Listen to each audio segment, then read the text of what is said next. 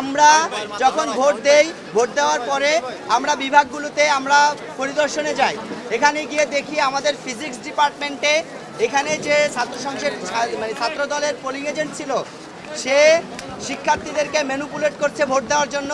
এমনকি আমাদের নারী শিক্ষার্থীদের কাছ থেকে যে ভোটের যে চিরকুট ছিল আমাদের শিবির প্যানেলের, এটা পর্যন্ত তারা কেড়ে নিচ্ছে।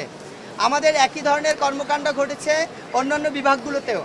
আমরা যখন দর্শন বিভাগে যাই, দর্শন বিভাগে যাওয়ার পরে আমরা দেখতে পাই ওখানে ছাত্র দলের যে প্যানেলিস্টরা আছে, যে এজেন্টরা, তারা তাদের প্যানেল পরিচিতি বই আকারে প্রকাশ করে অন্যান্য কেন্দ্রগুলোর মতো এখানে নিয়ে বসে আছে। আমাদের যে এজেন্ট ছিল সে তাদেরকে বাধা দেওয়ায় কেন্দ্রের ভিতরেই সে আমাদের ভাইকে মারতে আসে এবং তারা এখানে চিল্লাপাল্লা করে।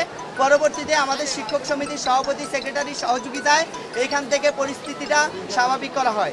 রাষ্ট্রবিজ্ঞান ডিপার্টমেন্ট সহ আমরা যেই ডিপার্টমেন্টে গিয়েছি সব জায়গায় ছাত্রদল একই ধরনের কর্মকাণ্ড করে যাচ্ছে। তাদের এই সন্ত্রাসী কর্মকাণ্ড ক্যাম্পাসে বিরাজমান রয়েছে। এই জায়গা থেকে আমরা সুষ্ঠু নির্বাচন উঠানোর ক্ষেত্রে শঙ্কিত।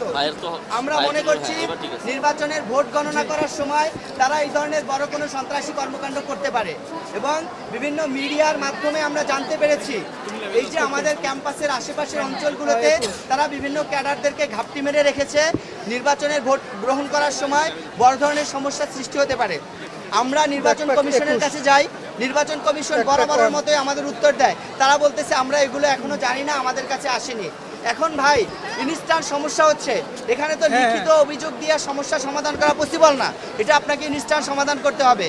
কিন্তু নির্বাচন কমিশন বরাবরের মতোই তারা দায় সারা কথা বলছে এবং ছাত্রদলের সাথে পক্ষপাতিত্বমূলক আচরণ করছে।